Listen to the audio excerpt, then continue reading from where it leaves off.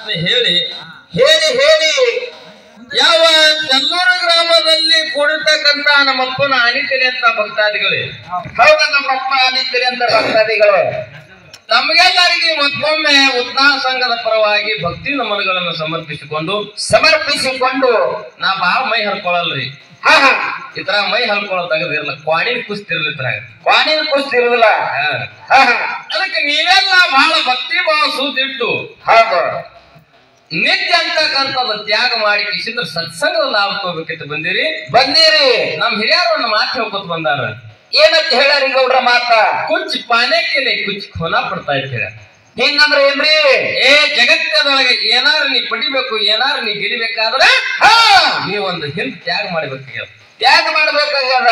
ತ್ಯಾಗ ಮಾಡಿದಾಗ ಮುಂದಿನ ಗುರಿ ಮೂಡುತ್ತದ. ಹಂಗ ಇವತ್ತು ನೀವೆಲ್ಲಾರು ನಿದ್ದಿ ತ್ಯಾಗ ಮಾಡಿರಿ. ಸತ್ಸಂಗದ ಫಲ, ಸತ್ಸಂಗದ ಪುಣ್ಯ ನಿಮ್ ಮುಡಿ ಒಳಗ